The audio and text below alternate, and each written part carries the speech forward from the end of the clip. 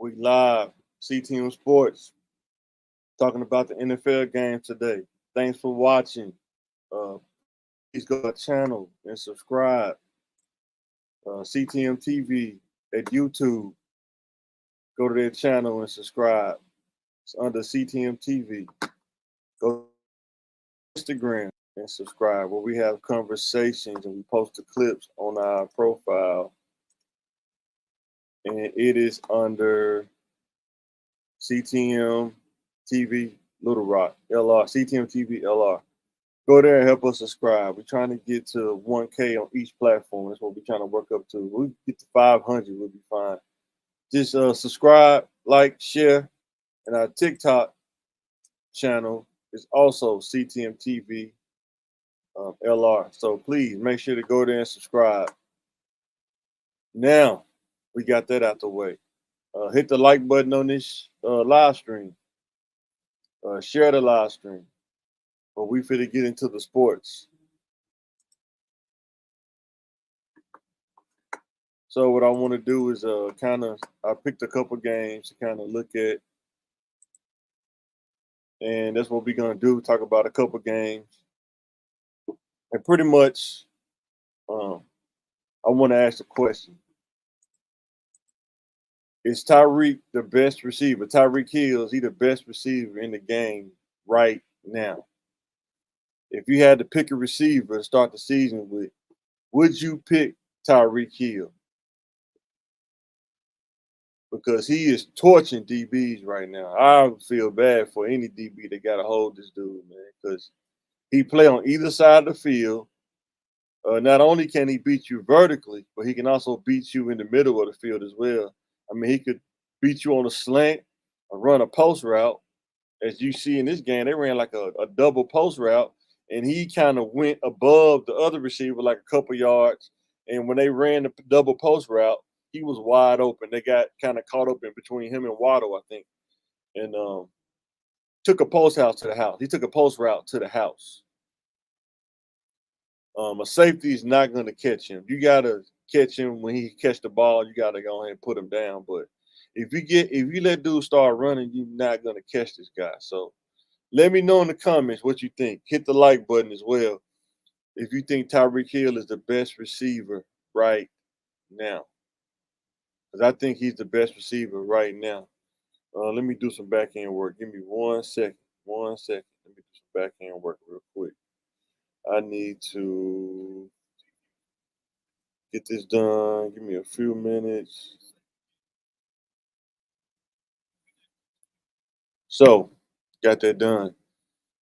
Well, we go watch this game, a couple of highlights of this game. And also, the Broncos allowed the Dolphins to put up 50 points, 5-0 in the NFL regulation. They didn't even go to overtime. This was just regular regulation. So the question is, before we watch the highlights, is it the offense fault or is it the defense fault? Because sometimes they play hand in hand. If your offense is not on fire that game, you can cancel Christmas. But let's watch a couple of these highlights. I think this is the double post route right here. You see him run this post route, and boom. No, that's the way he throw the route. That's not it yet. Hold on, he's gonna run this little post route. Look at that. Boom. Ran that post route. Took it to the house. Nothing that safety could do about that. Nothing. Got to run and start. And they show an instant replay on that. It was nothing that could have been done once he get a run and start. I don't know who was holding him. Was it Surtain or was it what's his name? But Surtain probably not ready for that kind of speed to guard that kind of speed like that. But yeah, this is a good game, man. Let me know what you think about Russell Wilson.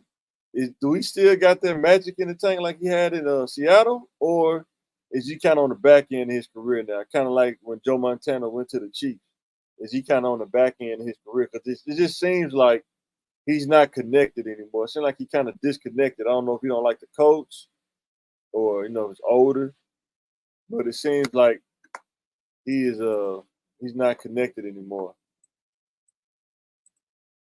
But when you watch that Miami game, it seemed like the D line couldn't get no pressure on Tua, and he was just standing upright in the pocket. And that's the next question: is can the Dolphins keep Tua protected?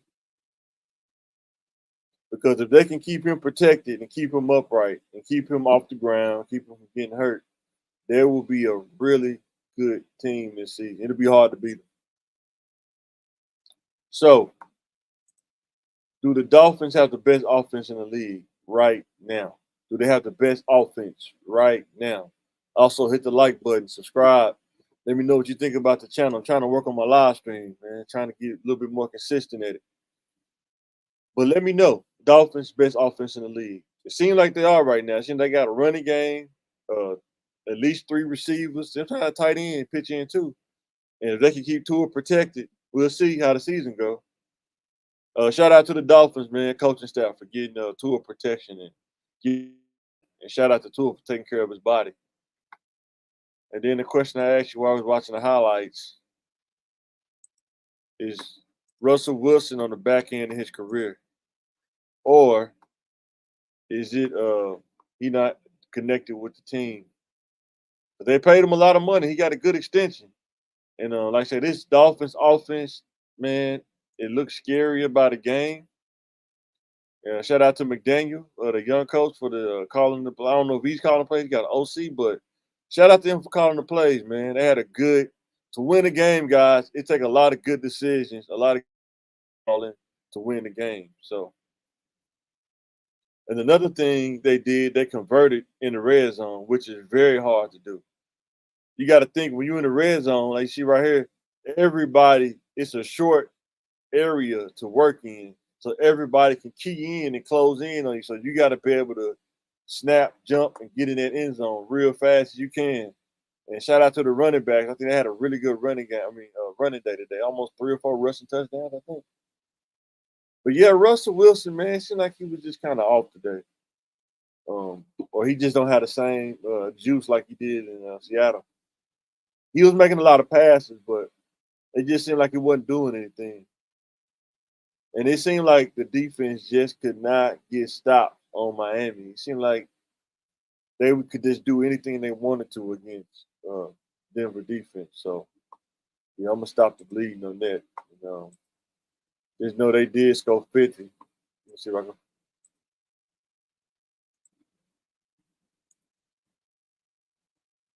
Yeah, they scored a lot of points, guys. So, let me know in the comments what you think about that Miami game, because that was couldn't imagine for Denver. They had to be a tough game. You know what I'm saying? Having to try to defend them and knowing your offense was scoring the ball and they're keeping you on the field. And the more tired the defense get, the more they're gonna give up, especially your secondary. Your secondary needs as much rest as they can get, especially against Tyreek Hill, because dude is gonna burn anybody. I mean, that's just kind of how the game go. And as you see toward the end in these highlights, they scored 63. I'm sorry. They scored 63. Good God Almighty. Against the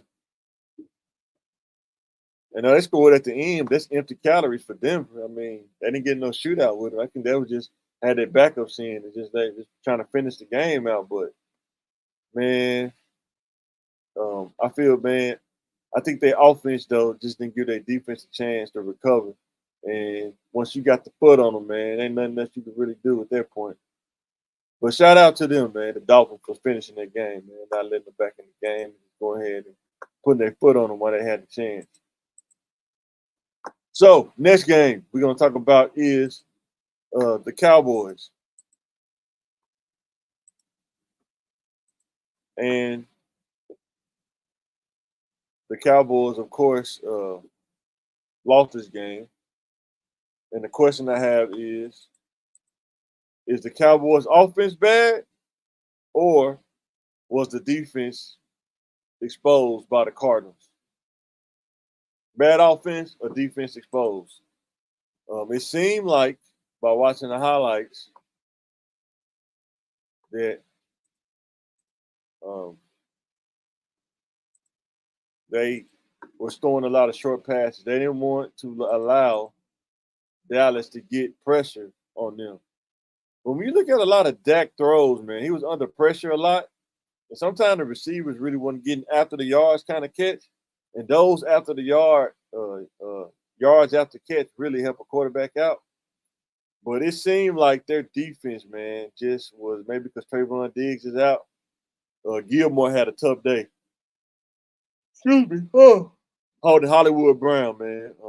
Their running game really showed the weakness on their front seven with the Cardinals. They also have a good offensive line too. Shout out to Dobbs for stepping in as quarterback too. He really played a good solid game as well. They running game though, man. They had a really good running game today. The Cardinals. Their defense, I think, more made for pass rush. I don't think they have a balanced defense where they're gonna dominate you the whole game. And I think it kind of showed that. But I think that the Cardinals just played a better game than Dallas today. The times when they did pass the ball, Parsons was getting pressure, but they was throwing a lot of short passes. I think Dak was throwing a lot of underneath passes, and their defense just keyed in on it and was able to stop them from really moving the ball. But what I will say is, by watching the highlights, you're probably gonna watch the whole highlights, but Dak has to convert in the red zone. There were a couple of red zone plays that the Cowboys missed out on. They had to kick a couple field goals. And anytime you get in the red zone, even though it's tough, you got to convert in the red zone. And a couple times, like I say, the pressure, they really was keying in on Dak getting out the pocket, but he just couldn't get a lot of momentum going. And I don't know if they had some injuries on offensive line. That's what they were saying too. And they couldn't really recover. But Cardinals capitalized on this game, even though the Cowboys probably had the better team. It seemed like the Cardinals just had more will. It seemed like they had more will in this game than the Cowboys did. But they running game, man, just man, look at that, man. Is it Vander Elks or whatever, the Wolf Hunter? He's like, man, I don't want no parts of that dude. I can't catch him. But man, shout out to Cardinals, man. They won this game, but Dak has to convert in the red zone. If you would have converted a couple of those in the red zone, this probably would have been a different game. But trying to see if I can find a couple when he was in the red zone. There's a couple of them he was in the red zone that he didn't convert. And you got to convert. I mean, it's just kind of the bottom line. You got to convert. Yeah, you think about this one, right? You get a couple of these right here. You in the red zone, fumble, picked it up, kind of threw his rhythm off. Think they got a holding call. Try to throw it, knocked it down. You don't have a lot of time in the red zone. You probably got like maybe 2 seconds at best to really think about what you're gonna do. Anytime longer than that, the defense gonna key in on you. They either gonna bat the ball down, you're gonna throw a pick, or you're not gonna convert it. And Hollywood Brown, man, he had a cold game. I mean, those DBs, man, had a tough time holding him today. Gilmore, he wasn't happy Gilmore today. I can tell you that right now. Shout out to Michael Parsons for getting the sack, but they was throwing a lot of short passes to prevent them from getting the sack. So shout out to Michael Parsons for that sack. Yeah, the Cardinals, man, they really had the Dallas number today. I mean, just be honest. Even though, at the end of the game, Dak was getting a lot of yards, but it's kind of too little too late. And look at this in the red zone. If he would have converted this, I don't think he converted this. Yeah, see, if he would have converted this, he should have threw a back shoulder fade, but instead of getting 7 instead of 3, this probably would have been a different game. They probably could have went to overtime, but you got to convert. You got to get 7 points in that red zone. He gonna trip on that in game film when he watches game film. Blown coverage by the defense. Don't know what happened on that, but Dobbs took advantage of what the defense gave him tonight for the Cardinals. And right here, you're gonna see Hollywood ran this like a split, coming like a split slant route, like a double slant route. And when they show the replay on it, you're gonna see that he got a free release. He kind of waited just a split second, free release. And Gilmore, he didn't key in on him quick enough, and he threw that ball on a string, and he caught it, threw it low enough where Gilmore couldn't get to it. Sometimes it's a game of inches, guys. That few little inches off can change the whole game. But yeah, we're gonna get off this game now. Sometimes the game of inches. Everybody says the game of inches. Just that few inches of him not coming down and getting right on Hollywood Brown was the difference between him catching the ball and getting the touchdown or not catching the ball. But that was a great game for the Cardinals, tough game for Dallas. It was already 2-0, so they'll probably take this game and improve, go watch the game film, and keep it moving. Not nothing to be concerned about, but I would say as a coach, if I was a coach, I would say you got to convert when you're in the red zone. Anytime you get inside the 20, you got to convert that to 7 points. You can't leave that on the table and take 3 points. You got to convert that. Sometimes it's play calling. Sometimes it's the player's will, skill and will, what kind of plays you call. But Miami, when you look at them, they had all kind of stuff going on, but they got a lot of speed. That's when you have a lot of speed, a lot of skill on your team. You can do little gimmick plays and formations, and it makes the defense have to think about. And if you can get them to think just for a split second, that'll give you an extra second to run your play and get the rhythm and go ahead and score. So the last game that I'm gonna talk about, this was a good game as well, is the Ravens and the Colts. This was a good game. I think shout out to the Colts for hanging in there. And I think Lamar was solid, but the turnovers, man, the fumble. I think he had a fumble, a couple fumbles, or the team had a I know he had a fumble. I think the receiver had a fumble too. Turnovers always come back and bite you. When you get over two in that 2 to 4 turnover range, they always come back and bite you in the end because you give up opportunity. You could have scored, but the turnover kind of messed everything, the rhythm up. So we're gonna go into watch some of those games. Shit ain't one of them kind of mugged out games where it's kind of like the weather not in it good. It's kind of weird outside. Um, I think that was in Baltimore, like it was a little wet or dewy outside. But all in all, it was a good game though. One of them a good solid football game where you had to watch the whole game to the end. These highlights are pretty long, but Lamar, he started out great. He started out great. I'm not even gonna knock him on that. But those turnovers, man, always come back and get you. They was getting pressure on the quarterback at first, but like they made adjustments after halftime, and pretty much, that was the difference. And they went to overtime. A lot of squandered opportunities on both teams, but the Colts ended up edging out, getting in the game, and pretty much the Colts came back. Stayed hung in there and won the game because they was trying to get the ball in the middle of the field. I think the kicker missed a field goal. They dropped a few balls too. But yeah, Lamar Jackson, man, he's looking good. He's still looking good. I don't know what people hating on him, but I think they just gotta. They was already 2-0, just one game. I wouldn't trip over one game, but those turnovers will come back and get you every time. But shout out to the coach for having the heart and the guts to will this game. This was like a will win for them. They willed this game, for them. But the Ravens defense kind of gave up a lot of stuff here and there too. That kind of could have changed the momentum of the game as well.